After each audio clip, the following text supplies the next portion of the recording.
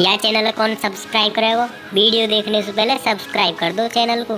5000 साल पहले ब्राह्मणों ने हमारा बहुत शोषण किया। ब्राह्मणों ने हमें पढ़ने से रोका। यह बात बताने वाले महान इतिहासकार यह नहीं बताते कि 500 साल पहले मुगलों ने हमारे साथ क्या किया, 100 साल पहले अंग्रेजों ने हमारे साथ क्या किया। हमारे देश में शिक्षा नहीं थी, लेकिन 1897 में शिवकर बापूजी तलबड़े ने हवाई जहाज बनाकर उड़ाया था मुंबई में, जिसको देखने के लिए उस टाइम के हाई कोर्ट के जज महागोविंद रानडे और मुंबई के एक राजा महाराज गायकवाड़ के साथ साथ हजारों लोग मौजूद थे जहाज देखने के लिए। उसके बाद एक डेली ब्रदर नाम की इंग्लैंड की कंपनी ने शिवकर बापूजी तलपड़े के साथ समझौता किया और बाद में बापूजी की मृत्यु हो गई।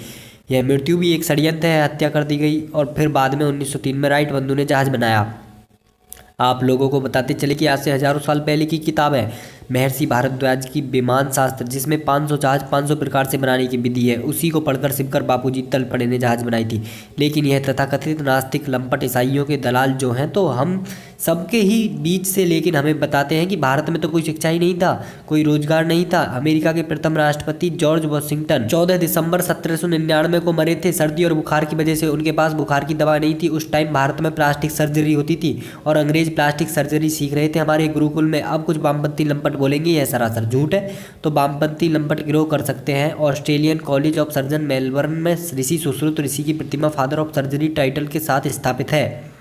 महर्षि सुश्रुत ये शल्य चिकित्सा विज्ञान यानी सर्जरी के जनक व दुनिया के पहले शल्य चिकित्सक माने जाते हैं। वे शल्य क्रम या ऑपरेशन में दक्ष थे।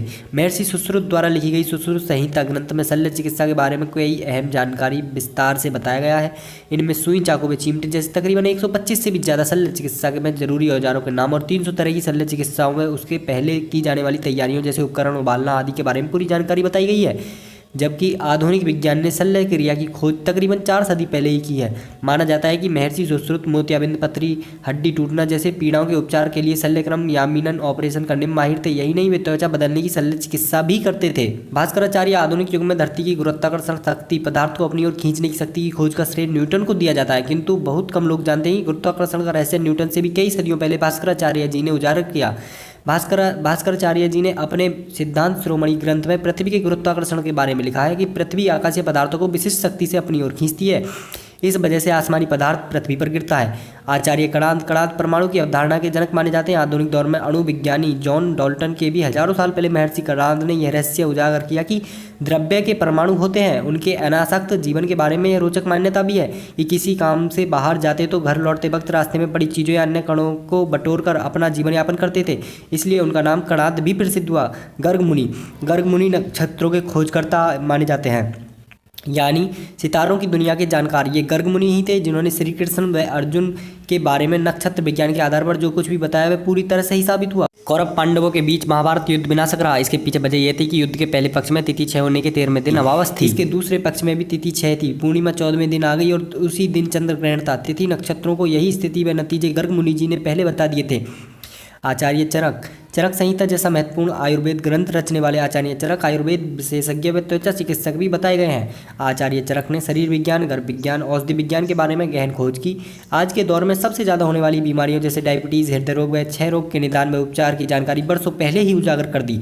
पतंजलि आधुनिक दौर में जानलेवा बीमारियों में एक कैंसर या कर्क रोग का आज उपचार संभव है, किंतु कई सदियों पहले ही ऋषि पतंजलि ने कैंसर को भी रोकने वाला योग शास्त्र रचकर बताया कि योग से कैंसर का भी उपचार संभव है। बौद्धयान भारतीय त्रिकोणमितिज्ञ के रूप में जाने जाते हैं। कई सदियों पहले ही तरह तरह के आकार प्रकार की यज्ञ वेदियां बनाने की त्रिकोणमिति रचना पद्धति बौद्धयान ने खोजी। 2 समकोण समभुज चौकाने के क्षेत्रफलों का योग करने पर जो संख्याएं आएंगी उतने क्षेत्रफल का समकोण समभुज चौकाने बनाने और उस आकृति को उसके क्षेत्रफल के समान के वृत्त में बदलना, उस तरह के कई मुश्किल सवालों का जवाब बौद्धयान ने आसान से दिया। 1500 साल पहले का 2000 साल पहले का मंदिर मिलते हैं, जिसको आज के वैज्ञानिक और इंजीनियर देखकर हैरान में हो जाते हैं कि मंदिर बना कैसे होगा। अब हमें इन वामपंथी लंपट लोगों से हमें पूछना चाहिए कि मंदिर बनाया किसने।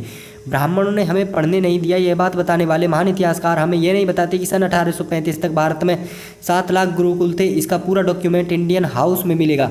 भारत गरीब देश था चाहे हो, तो फिर दुनिया के तमाम आक्रमणकारी भारत ही क्यों आए? हमें अमीर बनाने के लिए? भारत में कोई रोजगार नहीं था। भारत में पिछड़े दलितों को गुलाम बनाकर रखा जाता था। लेकिन वामपंथी लंपट आपसे ये नहीं बताएंगे कि हम 1750 में पूरे दुनिया के व्यापार में भारत का 24% हिस्सा था और सन 1900 में 1% पर आ गया। आखिर क्या कारण रहा होगा? अगर हमारे देश में उतना ही छुआछूत था हमारे देश में रोजगार नहीं था तो फिर पूरे दुनिया के व्यापार में हमारा 24% का व्यापार कैसे था? यह वामपंथ लंपट यह नहीं बताएंगे कि कैसे अंग्रेजों के नीतियों के कारण भारत में लोग एक ही साथ 30 लाख लोग भूख से मर गए कुछ दिन के अंतराल में। एक बेहद खास बात वामपंथी लंपट या अंग्रेज दलाल कहते हैं इतना ही भारत संप्रीत था तो इतना ही सनातन संस्कृति समृद्ध थी तो सभी आविष्कार अंग्रेजों ने क्यों किए?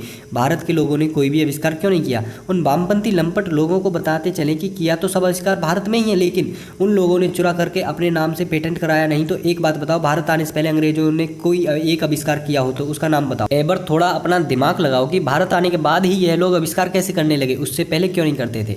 साबार अतः कुछ ना कर सको तो शांति समुदाय का आर्थिक बहिष्कार जरूर कीजिए मेरे हिंदू भाइयों और बदला लेना सीखिए। जय श्री राम।